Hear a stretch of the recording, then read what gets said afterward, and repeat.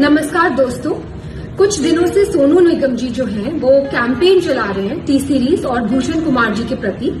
तो इस सिलसिले में मैं ये बोलना चाहती हूँ कि टी सीरीज ने आज तक हजारों कलाकारों को ब्रेक दिया है जो कि आउटसाइडर्स हैं, जो इंडस्ट्री से नहीं जुड़े हुए। उसमें म्यूजिक डायरेक्टर्स हैं, सिंगर्स हैं, लिरिसिस्ट हैं, एक्टर्स हैं, डायरेक्टर्स हैं। मैंने खुद अपनी डायरेक्टेड फिल्म यारियां में 10 न्यू कमर्स को चांस दिया।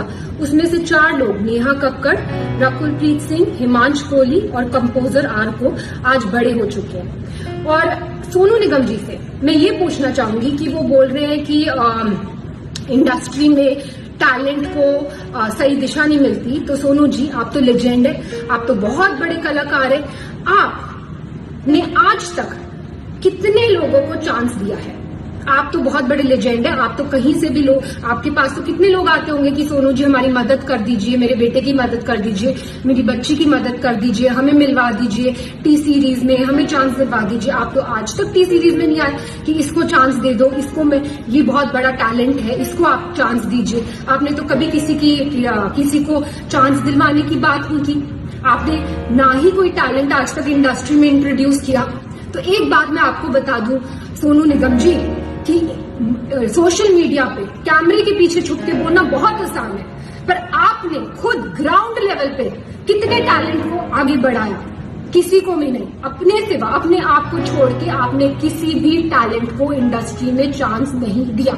और आज आप हम पर ब्लेम कर रहे हैं कि हम लोगों को चांस नहीं देते, जबकि 97% लोग जो कि टी सीरीज में काम कर रहे हैं आज की डेट में, आप देख लीजिए, वो आउटसाइडर्स है, वो इंडस्ट्री किड्स नहीं है, उनका इंडस्ट्री से कोई भी लेना देना नहीं है। फिर भी हम उनको नए टैलेंट को ढूंढ रहे हैं और उनको चांस दे रहे हैं।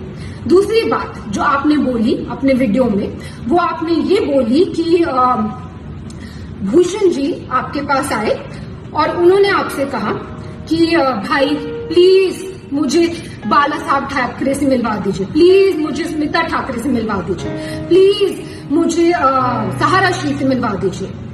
मैं आप सबको ये बताना चाहती हूँ कि सोनू निगम जी खुद 5 रुपए में दिल्ली की रामलीला में गाना गाते थे।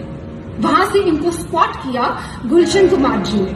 उन्होंने इनका टैलेंट पहचाना, इनको टिकट्स दी, फ्लाइट की, इनको बॉम्बे बुलाया और इनसे कहा गया कि बेटा मैं तुझे बहुत बड़ा कलाकार बनाऊंगा। आप बताइए सोनू निगम जी, आपसे ये बात कही गई कि नहीं कही गई कि आपको बहुत बड़ा कलाकार बनाएंगे? कही गई। और गुलशन जी ने आपकी इतनी एल्बम्स की, इतनी फिल्म्स की, आपको इतना ऊंचे मुकाम पे पहुंचाया। पर आपने क्या किया ये मैं अभी बताती हूँ। उससे पहले मैं अपने कुक शेरू को बुलाना चाहूंगी। ये शेरू है और ये शेरू मैं तुमसे पूछना चाहती हूँ कि तुम कहाँ से हो? हाँ जी, मैं मधुबनी बिहार से हूँ। और तुम कितने साल से टी सीरीज में हो? मैं 1988 से मैं टी सीरीज में हूँ जी। तो तुम मुझे क्या बता रहे थे सोनू निगम जी? सोनू निगम जी के बारे में मुझे मालूम है बेटा। मैं जब आप लोग नहीं थे तभी गुलशन जी ने इनको दिल्ली से बम्बई लाए थे। मैं गुलशन जी के साथ ही उस टाइम में था, गुलशन जी भी नहीं थे उस टाइम में। मैं गुलशन जी के साथ, मैं और वो लोग बम्बई में रहते थे। सोनू निगम जी आए थे, उनके पास वो ऐसे छोटी स्कूटी होती है ना, उस भी आते थे। हमने हमारे ऑफिस में वो रिसेप्शन में बैठे रहते, कितना भी साहब आते थे तो उनसे मतलब मुलाकात करने, कभी कोहली जी से, कभी मुकेश वगैरह, उनसे बातें कर रहते थे। घंटों लाइन में बैठे, मतलब वो उनसे बातें करना। फिर धीरे धीरे साहब आते, फिर साहब ने उनको बोला था कि मैं मतलब काम कराना है उनके साथ। काम कुछ बहुत दिन के बाद साहब ने, 2-4 महीने के बाद साहब ने उसको भी आगे काम दिया। बहुत सारे एल्बम बनाए, बहुत फिल्मों में चांस दिया, बेवफा सनम वगैरह बहुत हिट हुए उस टाइम में। उनका बहुत बड़ा नाम बन गया। बहुत बड़ा नाम हो गया। मतलब जब से मतलब जो भी है आज, जो भी है सब गुलशन जी की वजह से ही है मेरे हिसाब में। हाँ जी। सोनू जी की आप जानते होंगे, ये हमारे घर के कुक है और 88 से ये हमारे घर में है। एनीवेज, अब मैं ये बताना चाहती हूँ कि 1998 में जब टी सीरीज की फैमिली के साथ ये हादसा हुआ था और गुलशन कुमार जी को खत्म कर दिया गया था, तब सोनू निगम जी ने क्या किया? तो सोनू निगम ने सोचा कि अब तो टी सीरीज का क्या होगा, टी सीरीज का तो कोई करता धरता है नहीं। ननू यानी कि भूषण कुमार, जो कि गुलशन कुमार जी के बेटे हैं, वो तो सिर्फ 18 साल के, उनको तो कुछ आता धोता है नहीं। वो तो खुद ही मेरे पास आके हेल्प कर रहे हैं, मांग रहे हैं कि भाई मुझे इससे मिलवा दो, मुझे इससे मिलवा दो। वो तो किसी को इंडस्ट्री में जानते नहीं है। तो ये कंपनी तो खत्म होने वाली है, तो भाई मैं पहले अपने आप को सेफ गार्ड कर लूं। तो इन्होंने जाकर एक दूसरी म्यूजिक कंपनी के साथ, इनकी मतलब कोई भी वो नहीं थी, कोई भी इनको थैंकफुलनेस नहीं थी कि टी सीरीज ने मुझे इतना आगे बढ़ाया। आज टी सीरीज फैमिली में इतनी बड़ी प्रॉब्लम आई है तो मैं इनके साथ खड़ा रहूं, मैं भूषण की हेल्प करूं और उसको मिलवाऊं लोगों से। रादर ये तो खुद दूसरी कंपनी के साथ जाकर इन्होंने एल्बम कर ली और भूषण इनके पास आकर मदद मांग रहे हैं कि भाई मुझे ये कर दे वो कर दे, और इस मदद का एहसान ये आज जता रहे हैं, वीडियो बनाकर जता रहे हैं कि तूने मुझसे ये मदद मांगी। एनीवेज, तो भूषण जी ने इनसे मदद मांगी कि भाई प्लीज मेरे लिए दीवाना एल्बम कर दो, क्योंकि ये तो भाई पूरी तरह से एहसान फरामोश होकर दूसरी कंपनी में चले गए थे। और इन्होंने अब इन्होंने एटीट्यूड दिखाया कि वो मेरे सामने आए, मुझसे मदद मांगे, और मदद इन्होंने करी भी और उसका भी एहसान जता रहे, इन्होंने दीवाना एल्बम करी। ठीक है, फिर उसके बाद इन्होंने जो वीडियो में दूसरी बात कही वो ये कही है कि भूषण जी ने इनसे मदद मांगी कि भाई मुझे अब्बू सलीम से बचा ले। अब मैं आपसे ये पूछना चाहती हूँ सोनू निगम जी कि अब्बू सलीम से बचाने के लिए भूषण जी आपके पास क्यों आए? प्लीज इस बात पे तहकीकात की जाए। क्या सोनू जी के रिश्ते थे अब्बू सलीम से? डेफिनेटली थे, तभी तो वो उनके पास मदद मांगने आए, और इन्होंने खुद अपने वीडियो में बोला है कि वो उनके पास मदद मांगने आए। नेक्स्ट चीज जो मैं ये बोलना चाहती हूँ कि सोनू जी ने बोला है कि भूषण जी पे एक लड़की ने आरोप लगाया मीटू का, और उसके बाद वो आरोप वापस ले लिया गया और भूषण जी ने माफिया की चाल चली, पर मीडिया को सब पता है, मतलब भूषण जी मीटू रेपिस्ट है, लेकिन ये बात माफिया ने दबा दी। अब मैं आपको ये बताना चाहती हूँ सोनू जी कि मीटू एक बहुत ही अच्छी मूवमेंट थी जो स्टार्ट की गई इसलिए ताकि सोसाइटी में जो ऐसे लोग हैं, जो बुरे लोग हैं, उनका सफाया हो सके। पर इस मूवमेंट का बहुत सारे ऐसे लोगों ने फायदा उठाया, पैसे ऐंठने के लिए, ब्लैकमेल करने के लिए, किसी को किसी से वेंजेंस है तो किसी लड़की के कंधे पे बंदूक रख के चलाने के लिए, और ऐसे ही हमें बहुत सारी ब्लैकमेलिंग कॉल्स आई मीटू के टाइम पर। उस टाइम पर हमने सिर्फ पुलिस की सपोर्ट ली, पुलिस की हेल्प ली, और पुलिस ने तहकीकात की और पुलिस ने ये क्लियर कर दिया कि ये तो सीधा सीधा ब्लैकमेलिंग का केस है। और पुलिस ने हमने पूछा कि क्या आपको कुछ करना है, कुछ मानहानि का दावा करना है या कुछ करना है, हमने डिसाइड किया कि नहीं, हम मीडिया तक में भी ये बात आउट नहीं करेंगे कि क्या हुआ है हमारे साथ। क्यों? क्योंकि हम खुद किसी लड़की को डाउन क्यों करें, हम किसी लड़की को क्यों उसको इस तरह भरे बाजार में उसकी इज्जत उतारें। लेकिन उसका ऐसे बहुत सारे केसेस आए हमारे पास, और उसका फायदा आप जैसे लोग उठाते।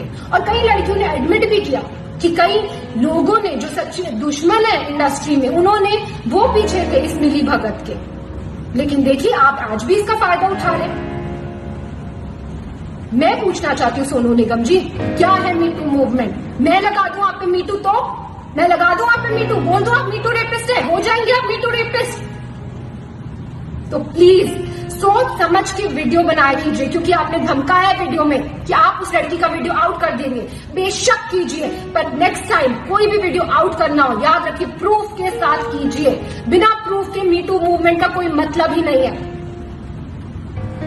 और कोई भी अगर बिना प्रूफ की कोई इल्जाम लगाता है, क्योंकि जब से आपने ही अपना वीडियो ऑन किया है तब से वापस हमारे पास ब्लैकमेलिंग कॉल शुरू हो गए, वापस से लड़कियां उठ गई हैं कि हमें तो सोनू निगम जी से इंस्पिरेशन मिल गई है, हमें आप हमें काम दो, या तो हमें आप पैसा दो, नहीं तो हम आप पर ये कर देंगे। सिर्फ ये लड़कियां ही, जो बहुत सारे सिंगर्स और खड़े हुए हैं वो कर रहे हैं, वो इसे ब्लैकमेल कर रहे हैं। मुझे ये वीडियो बिल्कुल भी नहीं बनाना था सोनू निगम जी, और भूषण जी ने तो मुझे स्पेशली बोला था कि हमें चुप रहना, हमें चुप्पी साधे रखनी है, लेकिन आपने अभी भी अपनी कैंपेन बंद नहीं की है। आज भी हम कोशिश करते हैं टी सीरीज से कि 80% लोग, 100% लोगों को चांस दें, पर कई बार लोगों को काम नहीं मिल पाता बिकॉज सो मेनी रीजंस। किसी म्यूजिक डायरेक्टर, कोई धुन में कोई कलाकार जाता है, कोई धुन में कोई कलाकार जाता है। 80% लोगों को तो काम मिल रहा है ना मार्केट में, जो 20% लोगों को काम नहीं मिल रहा वो कोई भी शुरू हो जाएगा, कोई भी किसी पे भी आरोप लगा सकता है। तो ऐसा माहौल है। और आपने जब अपना वीडियो ऑन किया तो मैं आपको बता दूं कि मेरे साथ क्या हुआ।